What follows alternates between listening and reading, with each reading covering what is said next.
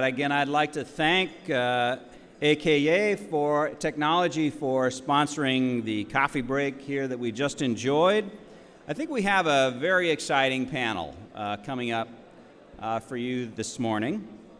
And I believe it's really the future of our industry, the growth in our industry.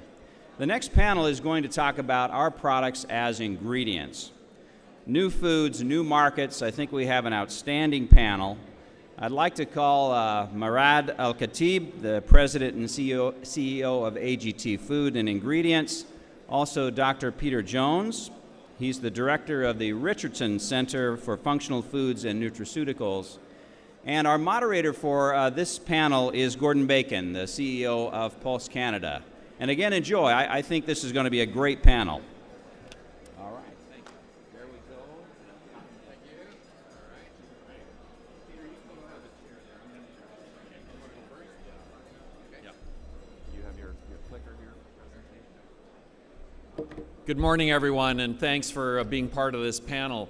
We've had a very interesting conference so far talking about markets. We're just getting into the market outlooks for production of green lentils this morning, red lentils coming up this afternoon.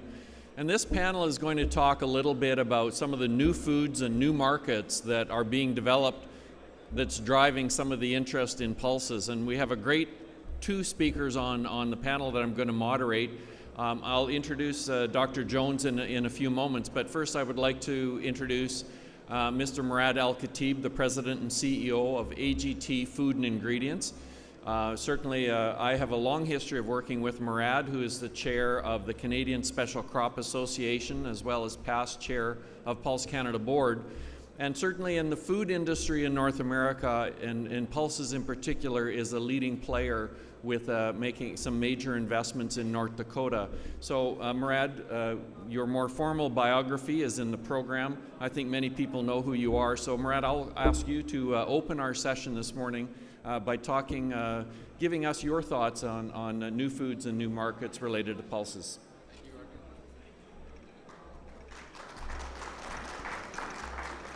Thank you very much.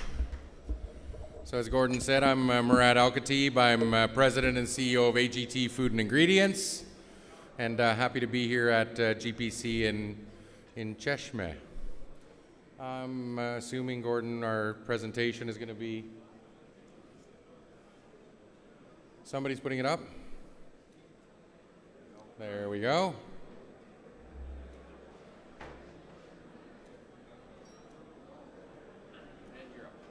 Okay. I'm on that screen. There we go. Got it. Perfect. Thank you.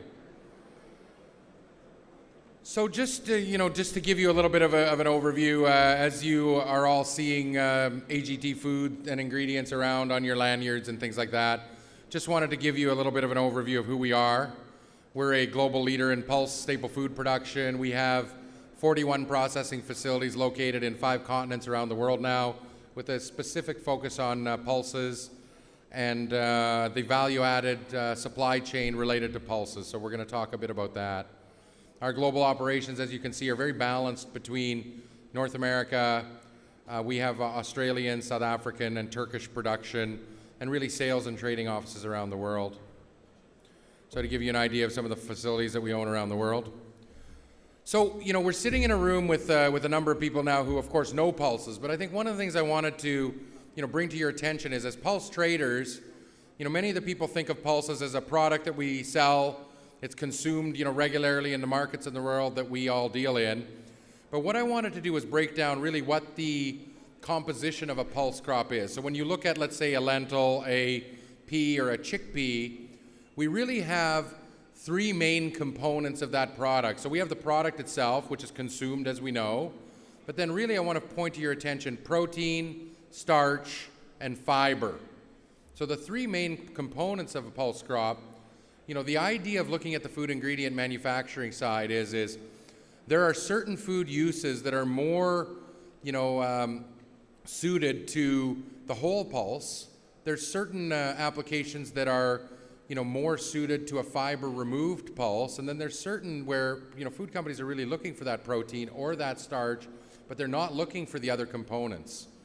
Now, when we also look at pulses, I think we all recognize, and we say it, but I'm going to tell you, the biggest marketing pitch we have for the global food industry is high protein, high fiber, non-GMO, gluten-free, with a high micronutrient profile, and very environmentally sustainable.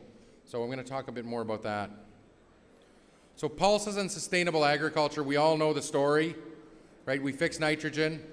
We use technologies in North America that are zero minimum tillage, soil conservation technologies.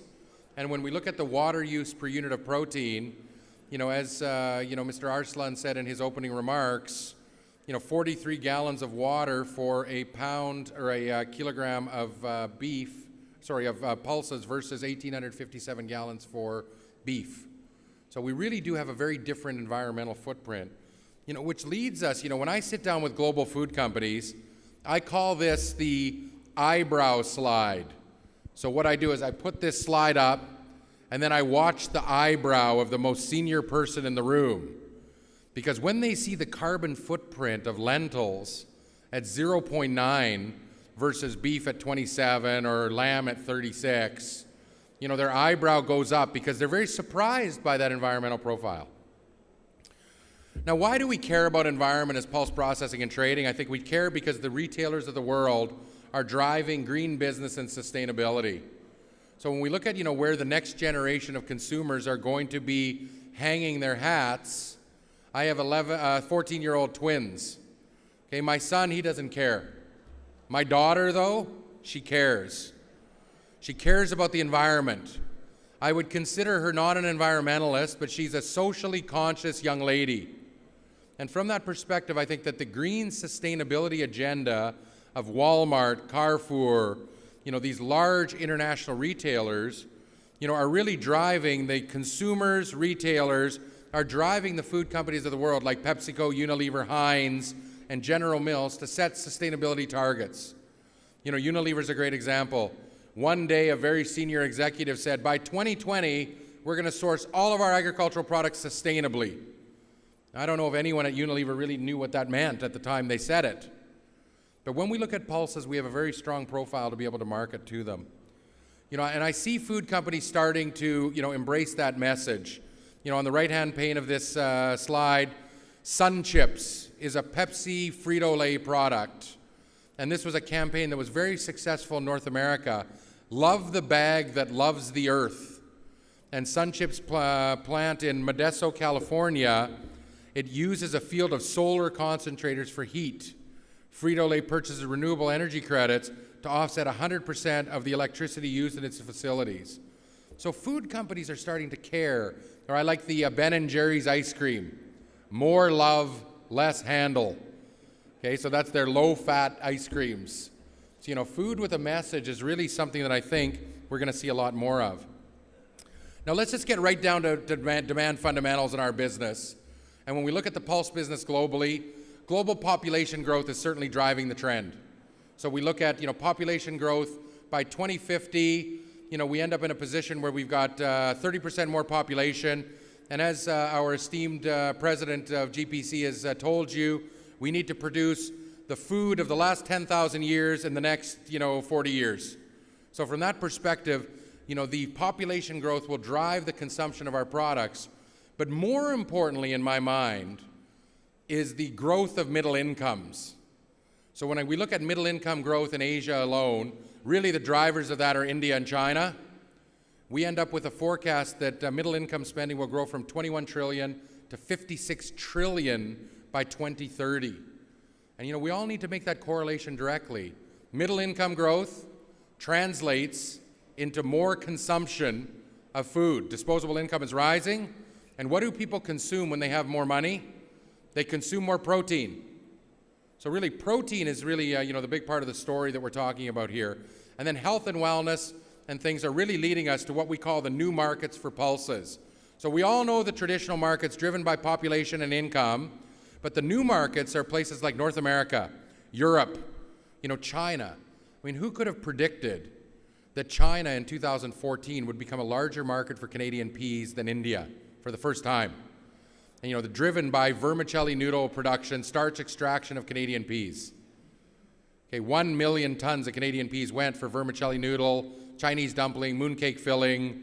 These are very, very interesting applications that show the recognition of that protein, starch, and fiber fractions. So I think that this is also a dynamic that we all as a trade have to watch, that as the production grows from that 60 million tons up to 70 and 80 million, we shouldn't assume that that product is going to be available only for the traditional trade. There's going to be other demands, I think, coming on the system. Now, when I look at the sector challenges, though, we do have a number of challenges that we have to address. Canada, US, and Australia have the opportunity to be leader in pulse ingredient production, safe food, safe use, and the opportunity exists to leverage more raw material commodities to get refinery value-added opportunities. But when I look at really what we need to do to overcome the challenges, we have to acknowledge our shortcomings. Number one, communicate the characteristics of pulse ingredients may have to be in line with food companies. So you know what? One thing I will tell you is anyone who walks away, excited, it's great, but this is not our traditional business. So, the ability to actually show up on the doorstep of PepsiCo and say, I have flour to sell. How many containers would you like to buy? It's not the same as marketing lentils into India or peas into China. So, we'll talk a bit about that. Taste. We all think pulses taste wonderful, right? Because we're in the pulse business. But I can tell you that taste is an issue for use by the food companies. But I do believe that there's ways to deal with this. Regulatory compliance, Food and Drug Administration, the American Association of Feed complexes in the United States, global regulations are going to be one thing that we have to understand and we have to be in line with. Logistics to movement of finished products. I mean, we have enough trouble moving bulk commodities, but moving, value-added refined products is something we have to get our heads around. And access for capital to build infrastructure. So when I look at, where are the opportunities, in Canada, we've started to recognize it. Recently, the governor of the Bank of Canada, gave a speech talking about the economic future of Canada. And I'll point you to about halfway through this quote where he says, the changing diet implies much more than just stronger demand for traditional protein sources. It also implies demand for inputs such as fertilizer, animal feed, fish feed, oil seeds, and specialty crops such as lentils and chickpeas. So we're recognizing the opportunity to take our product up value, in the Canadian economy. So the market's growing. I mean, I tell you, I look at North America, and we're a perfect example. I, being, a proud first-generation Canadian, born in Canada but of Turkish origin, when I used to say, if somebody would have asked the question 10 years ago, have I eaten hummus, I would have put my hand up, right? And you would have had maybe one guy in the back would put his hand up. He was a Lebanese guy who immigrated to Canada maybe, right? But nobody even knew what hummus was. Today, if I told you, Hussein, you're GPC president, so I get to put you on the spot. Who is the biggest hummus company in the world today? Do you know? Kraft, number 2. Good guess, though. Mondelez Kraft, number 2. Number 1, PepsiCo. That shows you how mainstream this business has become. PepsiCo, with their Sabra Foods brand, is the largest hummus manufacturer in the world. So we look at factors influencing the demand. It's nutrition, health, change in consumers, and environmental sustainability, all driving the launch of new food products, within the global environment. So, what we look at, as a company is we've actually reacted with a food ingredient platform. So we've reacted with a goal to take pulses, produce ingredients, and get food company products launched around the world, and also look at launching our own products under our own brands and producing private label manufactured products using pulses as a main ingredient. So we've invested in a large-scale manufacturing facility, and more importantly even than the manufacturing facility was an R&D facility that we built in Saskatoon, Saskatchewan, to capitalize on the work of the University of Saskatchewan, strong work of the University of Manitoba, Guelph. So Canada has a very broad base of research, in pulse and food manufacturing. So we had to build our own R&D center. I view it as a cost of admission, right? I needed a ticket to get in the door. I needed to build my own R&D center too. So we have 5 full-time scientists working on nothing but product development, application development, and food uses for pulses. So really what we're doing in this business is we're taking whole pulses, we're creating split pulses, So we're removing the skin. Of course, as you all know, the skin is the fiber fraction. We're separating the fiber. We're milling into flour the split pulses. And then we're actually extracting the protein fraction and the starch fraction. So we end up with really three main products: fiber, protein, starch. So those are what we're marketing, within the system. Now, when I look at the value proposition of Pulse Ingredients, really what we're looking at is we're enhancing texture, providing, moist mouthfeel, good synergy with other gluten-free flours, and we're increasing protein and fiber. And I think that another area where we've had a lot of success recently and interest from the food companies is natural biofortification. So when we're looking at the addition of iron, calcium, zinc, vitamin B, these are all now in U.S. food labeling required to be listed on the food labels. So you know what? Vitamin B is a very positive thing. But you know, the consumer does not want vitamin B listed on their food label.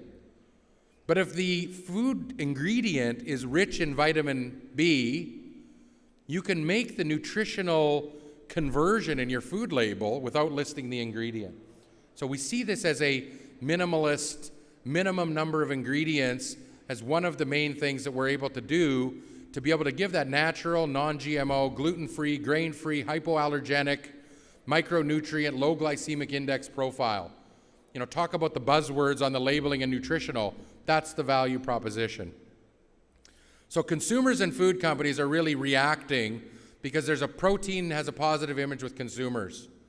Wall Street Journal in the United States did a study, and 38% of U.S. consumers were more likely to buy a product if it had a protein label on the front of the bag. So this was, a very, interesting confirmation that consumer trends are there. And, the whole natural, non-GMO side is also one that I think is very, very prevalent on a go-forward basis.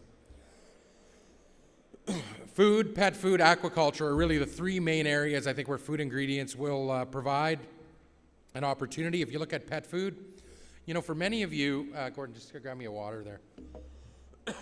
For many of you, pet food is something that you have a tough time understanding, right? In a lot of countries, pets are fed, whatever you have for waste products.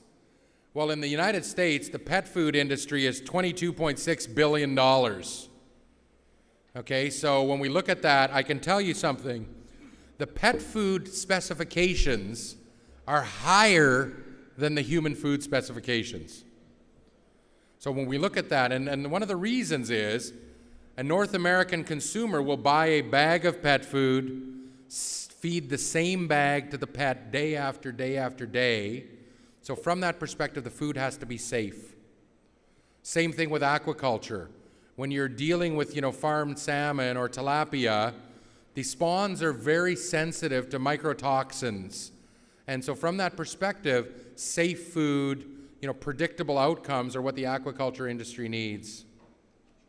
Okay, where is my time, Gordon? Do I see it? Okay, I'm almost done. Trends on protein. You know what? Global market for alternative proteins, $29 billion today and growing. We want to play in this space. There's no doubt as a sector we want to play. And food ingredients are changing the category. If we look at the demand for alternative flours in North America, pulse flours are forecast to grow 4 times faster than any other flour, including grain-based flours, wheat flours, and ahead of potato, tapioca, or any other non-GMO gluten-free flour. Now, when I look at what we're really doing, it's really focusing on nutritional properties and functional properties, really in bakery, meat, pasta, snacks, soups, and quick cooking meals. These are areas where we're focusing a lot of attention. And the characteristic benefits, I think, as we talked about, one of the things I think I want to focus you on as well is not just our characteristics, but we have to be cost competitive on these ingredients. Let us understand, we're competing with soy, we're competing with corn, we're competing with wheat, we're competing with potato. So we cannot be priced at a point where we can only raise the price of the blend. We have to give these benefits with the cost in mind. So pulses do enhance everyday foods. So if we look at a traditional hamburger, reformulating to replace the wheat crumbs with lentil flour, we're able to increase the protein, the fiber, the fat, and enhance the texture. Pasta, you saw the example yesterday. I think that this is also something that we're going to see as markets like India emerge, with a strong vegetarian, need in that particular country, and a new generation coming that has a desire to eat different foods, but still with a cultural significance or taste. We think that things like pulse-based enhanced pastas and snack foods, will start to be very prevalent in the market. Product launches in North America, 3,956 launches last year with pulse-based ingredients. So if you look at the composition of that, snacks, meat products, meat alternatives, these are all very, very prevalent. All these slides are going to be in your packages. Pulse ingredients in pasta we see as a very big thing as a pasta manufacturer, of course. It's an area of strong interest for us. And we worked on the Barilla Plus formulation, which is a legume flour, durum wheat semolina-based pasta. It's become one of the most successful pasta brands in North America. So Barilla has been very, very successful with that one. This is a new one. Frito-Lay Pepsi launched a veggie harvest chip in North America 1.5 months ago. So many of you are familiar with the Sun Chip brand. And if you turn the bag over, it actually says, as delicious as 2 peas in a pod. Okay, so peas is the #1 ingredient on the deck. Kurkuri, many of you know, in North America it launched as well, Anand. So we now have that available for the pleasure of North American consumers, as Indian consumers have been enjoying for a long time. So don't forget, it's a race. Okay, we have to be prepared for the race, and I think that we are well positioned as an industry with strong fundamentals to be able to react to the needs of the food industry. But I think that we are only just touching the tip of the iceberg. So we have a lot of work to do to be able to capitalize on this opportunity. So Gordon, I'm going to leave it there.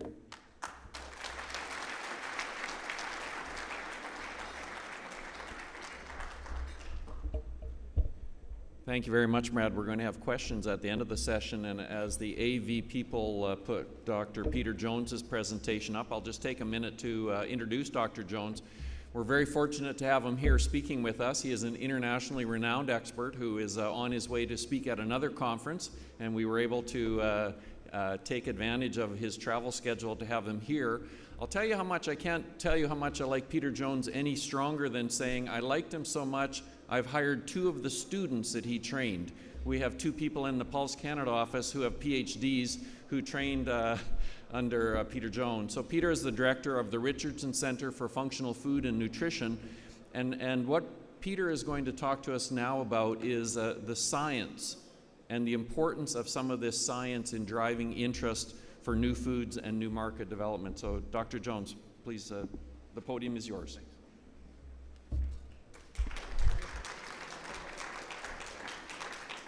Günaydın.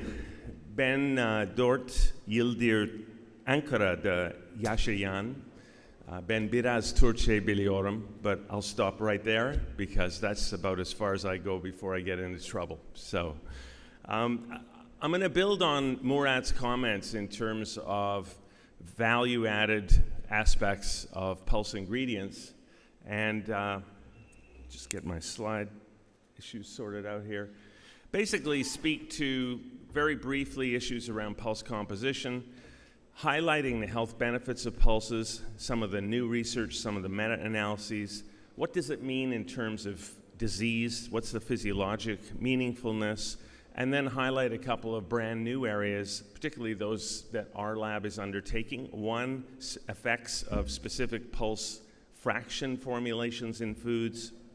And the second one, controlling energy release and possibly enhancing energy or exercise performance using pulse-based platforms.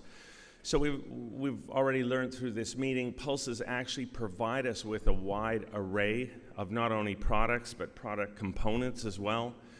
They're very low in fat. We heard about the protein value aspect, high in carbohydrates, and that carbohydrate comes in the form largely of fiber.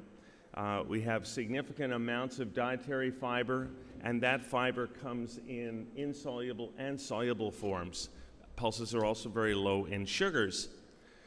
Other aspects that I think are very relevant to this discussion are the non-nutritive bioactive components. So as well as the nutritive components that we have, the source of protein, fiber, vitamins, minerals. Also, there are a whole host of these other constituents in pulses that confer health advantages, and our lab and others have been studying those. They also explain, I think, why it's important to take a look at pulses from a two-dimensional standpoint. So not only looking here on the y-axis in terms of different pulse aspects, but also looking at the way that we prepare those, whether we're looking at the dehulled split, the ground, flaked, fractionated, or pureed aspect of each of those ingredients. So with this two-dimensional array, we have literally a potpourri of different opportunities to examine health benefits. And for instance, if one is to take a flake product and replace some of the oats in oatmeal, a 25% lentil flake will increase your fiber, increase your protein, as Murat was showing us. Same thing with pulse noodles. In this instance, we're looking at peas, 25%, increasing fiber, protein. It's also important, as was pointed out, that this constitutes a reduction in the environmental impact in the carbon footprint as well. Those are also things that consumers resonate with. But I think the important aspect, particularly in North America, is how do we increase the market penetration? And I think the science can enable us to drive that. Right now, only a handful of Canadians actually consume pulses on a given day. And we think this is partly because of preparation time, a lack of familiarity with incorporating these into meals. So basically, if we could already do this for people and do it the right way, we could really confer that advantage. We can also hopefully transmit that information through health claims, and we're all moving the needle across the dial to try to improve our positioning for health claims, and I think we'll be seeing some of these shortly. Obviously, the packaging that we heard about earlier this morning, critically important, but getting that messaging on there to communicate the physiologic and health benefits of pulses is really important to improve marketplace penetration. The health benefits of pulses are actually manifold, and we've been studying these now for some period of time, and I want to touch on some of the ones that are shown here in terms of where we stand. So in terms of highlighting recent research in pulses, we really are developing, as the years go by, increased knowledge. This is largely supported by work from Pulse Canada and other pulse commodity groups who've been very important in enabling us to carry out some of this research. For instance, we know that pulses will lower cholesterol quite considerably, certainly at levels that, as I'll indicate later, have a action on lowering cardiovascular disease risk. Pulses reduce blood pressure. A meta-analysis showed that there's actually significant impacts on systolic as well as mean arterial blood pressure in folks with and without hypertension. Pulses will reduce body weight. Obesity is a major problem in both developed and developing nations, and it's been demonstrated that you can see weight reduction in diets containing dietary pulses. We have meta-analyses, very recent one in 2016 by Kim et al., showing that dietary pulse consumption reduces not only body weight, but body fat, which puts you at risk of disease. Similarly with diabetes, we have good evidence in meta-analysis form. We have 41 clinical trials that show that pulse consumption will reduce your blood sugar level, as well as improve other biomarkers such as the hemoglobin A1C, which is, we think, really critically linked to development of diabetes. And lastly, satiety, and maybe this explains some of the other benefits, particularly for body weight, but again, a meta-analysis recently showed in 9 acute human trials that pulses improve satiety. You don't feel like eating as much, although they don't appear to affect a secondary meal consequent to an initial intake. The physiological meaningfulness, I think, of this is very important. If we take a look at the LDL cholesterol as one of the best biomarkers we have of health, we see that for every single % reduction in LDL, we get a 10-year risk of coronary heart disease reduction by 1%. And for total cholesterol, that number actually goes up to 2%. So you can do the math and you can see that the kinds of reductions in blood cholesterol that we see with consuming pulses transmit into some really substantial reductions in longer-term coronary heart disease risk, up to 20% over a 10-year window. Those are really, that's a certainly non-trivial amount. We're also doing research right now to look at what is the socioeconomic impact of that kind of reduction in coronary heart disease. And we literally, in the Canadian context, can save ourselves billions of dollars of indirect and direct healthcare costs. And I think that's really important because that money can be pumped back in to do many other good things in society. So I want to finish by talking about some of our newer research areas. We've been really interested in that two-dimensional matrix that I showed you earlier on. So we have all these great pulse products to pick from, and we've got all sorts of different formulations and fractions of those pulse products.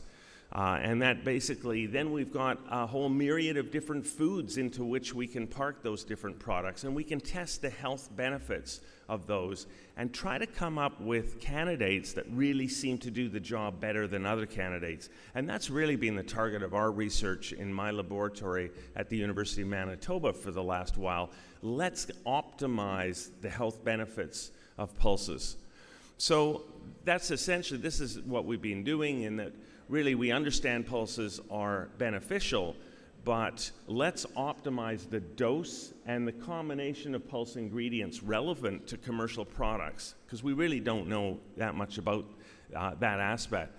So we've picked blood sugar because we've got such great data looking at blood sugar. It ties into metabolic syndrome and diabetes very well. So we've undertaken research which assesses the acute blood sugar response following consumption of different pulse flours and fractions in a variety of different foods, and we've categorized them as either pulse snacks or pulse cereals. We're looking at glucose level, we look at food intake consequent to consumption of a meal rich in those kinds of pulses, with our hypothesis being over here that we believe that we'll enact an improvement in blood sugar, insulin appetite, and food intake. So we've had a lot of fun in the lab actually making these foods. So we've been making pulse-based snacks that really we can make a great looking and tasting. To Murat's point, taste is absolutely king. If the box that the product comes in tastes better than the product, of course you're never going to sell anything commercially. So it's really critical that we get the taste part right. But we've been able to make a series of these. They look like cheesies, basically, our snack products. We've also been making a whole list of cereal products. They look like Cheerios. We're able to produce them in the form of Cheerios. And here are examples of some of the different foods with different pulse fractions that we've been working with. So we use a corn flour as our control, and then we use yellow peas, split yellow peas, lentils, chickpeas, pinto beans in our snack products. These are the cheesy ones over here, and then the cereal products over here. And note, some of them are in combination as well. So we've got pea fiber, pea protein at about 40%, so a fair amount of replacement in this. And we're using a randomized, double-blind, balanced, repeated measure trial in individuals. These are healthy individuals. A lot of them are college students. They have to come in for 6 different sessions where we give them one each in randomized order of those snacks, 3 hours and 20 minutes. They come back every week. We give them a new one, and every time they come in, they spend the time with us. We take measure blood glucose every 15 minutes. We look at insulin levels, and we also look at visual analog scores. We ask them how the meals taste, how do you feel, what discomfort level do you have. Here's some preliminary data. This is really just hot off the press. We haven't published this at all yet. But for those 6 products that I showed you earlier, you can see here's where they come in. They have their meal at the earlier part here. Their blood sugar level goes up, comes back down. Typically, this is what happens to us when we have breakfast By 90 minutes, we're back here. Then we give them a pizza meal, and we look to see how much pizza do they actually consume. That's one of the questions. Do we improve satiety in this experiment with our different pulse fractions? So right now, we're busy counting up the amount of slices of pizzas they consume here. We continue to measure their blood glucose. I show you this because we are seeing some differences open up, particularly here with the pinto beans shown in light blue and also with the dark blue here. When we translate these data into area under the curve, which is shown here, that is the amount of glucose excursion we see both for the chickpeas and the pinto beans. Before that meal, we see an actual lowering of blood sugar. That's a good thing because it suggests that anybody with a predisposition to diabetes is going to benefit. So the combination of those bioactives together with the fibers in the pinto bean and in the chickpea appears to do a better job than with some of the other pulse ingredients. So this gives you an idea of the sorts of areas and angles that we're taking on this. The last couple of slides is just around another exciting experiment I think we have in terms of slowing down the energy release. You see what happens to kids in Halloween when they eat very fast absorbed carbohydrates. Pulses slow down that rate of release of blood glucose, and we've been keen to study that, particularly in a experiment where we're doing aerobic endurance and looking at substrate oxidation during exercise. So we're looking at the response of blood glucose, insulin, and appetite to an aerobic exercise session, and we're looking at food intake as well subsequent to that. We're looking at the same snack products and cereal products as we did in the first examination. It's again a randomized double-blind study, 6 sessions per study, and participants are seen once a week. But this time when they come in, they actually sit on the exercise bike for up to an hour, and we basically exercise them to exhaustion and look at their blood glucose in response to that too.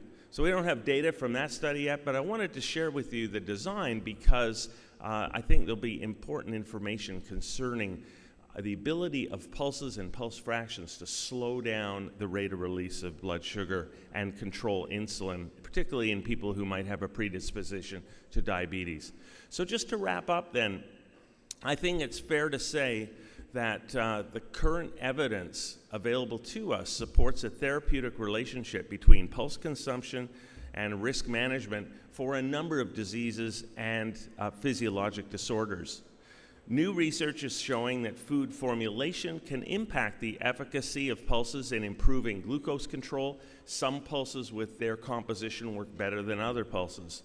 We're also showing that pulse-based products can potentially alleviate that blood sugar departure disconnect that happens during exercise.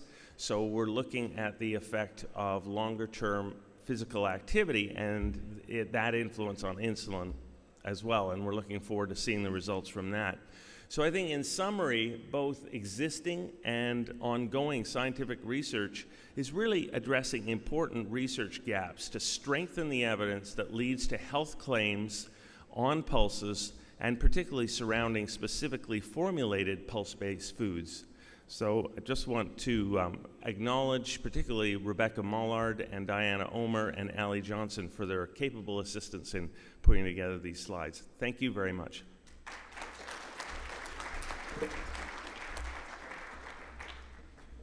I'm going to open the floor to questions. So Tim, maybe if you can have someone grab, we already have some people with mobile mics. If that, put up your hand to get my attention, we'll take your questions.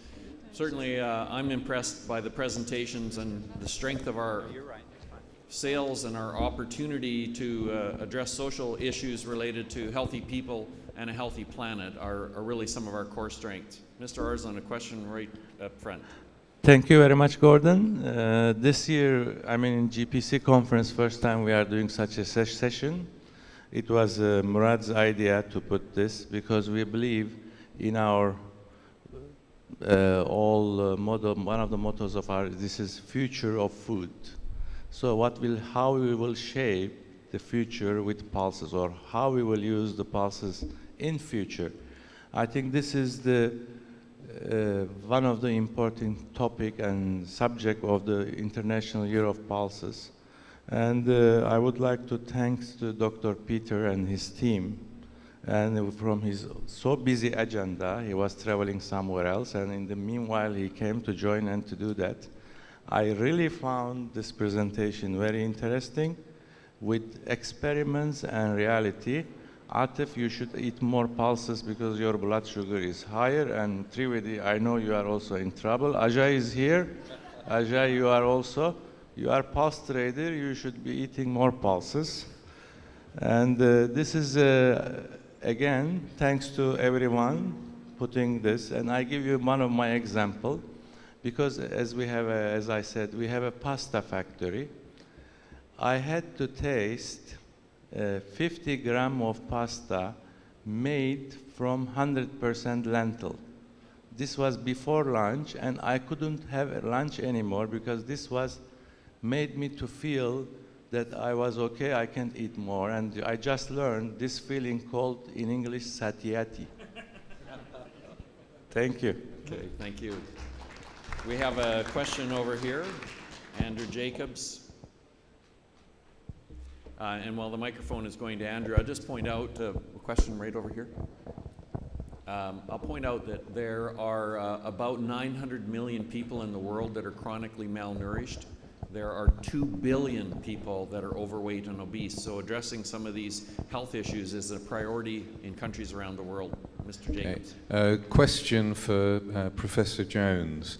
You talked about the economic savings being in billions of dollars, both in direct and indirect healthcare savings. This is the International Year of Pulses, and one of the requests that we've had from journalists is to bring them some new news. And what I'd like to know is, when will you be publishing this research? Because it will really help us with journalists to tell a new story about the healthcare savings. Can the microphone at the... Check. Thanks for your comment. We've been working on these socioeconomic models now for about 5 years. We worked with a team, actually it was the Dannon Group out of Europe that spearheaded this. So we use a Markov model, a 4-step model, which basically imputes the penetration rate of a dietary change, whatever it be, what the fraction of the population is that will actually accept that change, what the biomarker shift will be in those people, so say what the cholesterol level drop or the improvement in blood sugar, and then what that means in terms of a disease risk modification. So you saw the numbers, the physiologic meaningfulness for cholesterol up there.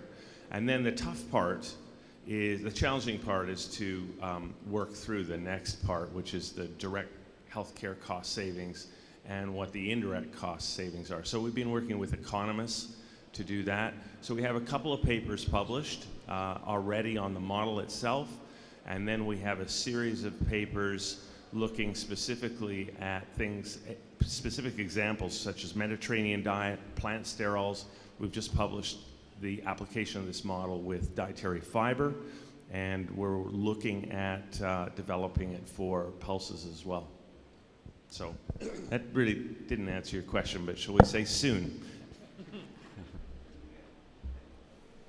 I'm going to take one last question, and I'm going to go down front. I'm sorry we're running out of time, but I will say that Murad and Dr. Jones probably can wait a little while. If you have questions, you can chat with them right before you go for lunch and let them go. But I'm sorry, we're running short of time, but one last question. Murad, you highlighted the challenges that the industry faces with regard to getting snack food companies and other companies to buy in the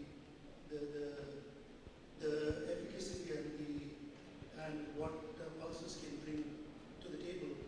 From a practical point of view, particularly as a food ingredient manufacturer, how have you got companies to buy in, and what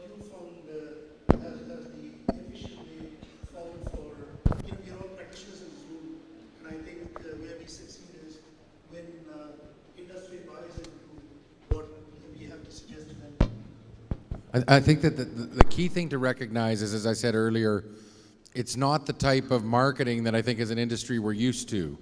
So, one of the things that we had to do was that cost of admission I mentioned earlier is build that food development center, be able to actually be in a position to take the ingredients, test everything from the functionality, leverage the research on the health benefits, but actually be able to go to them with knowledge on how they're going to be using the product. For instance, the, Sunship, Frito-Lay Pepsi launch that happened was as a result of a body of work that took maybe 18 months of time between their food scientists, our scientists, and process engineers to evaluate what granulation would the flour be at optimally to perform in their twin screw extruder systems.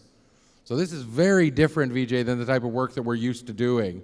And I think that, one of the things that is going to happen is we need pioneers to be able to advance. So what we're already seeing, when the majors launch, the others are watching very carefully. So, we're targeting a lot of effort on the 10 or 12 major companies in the world: Danone, General Mills, Kellogg's, Post Cereals, Hershey's Chocolate.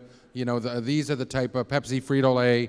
These are the companies that are going to lead large-scale, high-profile launches where others are going to follow. Now, there's another side of marketing, which is the smaller companies, and they're also much quicker to innovate. So we have a whole stream of research working at regional companies in the snack food space. But we also have to acknowledge that snack foods aren't the same in North America as they are in Asia, for instance. So we have a whole body of work focused on, understanding the regional snack markets and really the differences in technology. The Asian snack side, we have to really look at the texture side, because a lot of frying, is being used. So very high heat, frying applications versus, extrusion systems in North America. So it's a matter of investing in more than just production. It's in R&D, application development. So guys like Peter have to churn out those graduates for us, because we need, critical intellectual knowledge. Good enough. I'd like to thank our panelists and give them a big round of applause here, Dr. Jones and Murad Al-Khatib, for a great panel discussion. Thank you both very much. We have just a small gift for you that our moderator, Gordon Bacon, will hand you as you leave the podium. And thank you, Gordon, for moderating this panel. A very exciting new endeavor for our industry here. Thank you very much. All right, so we are coming up to lunchtime. How about that? We have to eat. I would like to thank Alazan for being our session sponsor for this ingredient in new foods and new markets. We have our lunch sponsor, which is Goze Tarim. So please enjoy your lunch. Please be back here at 1:15, because we're going to start with red lentils. And if you want to do a media training, at, let's see, it's at 1:30. It's going to be in Natala's 11th room. So again, at 1:30, the media training. And if you'd like to hear about what's going to happen with Global Red Lentil Outlook, be back in the room at 1:15. Enjoy your lunch.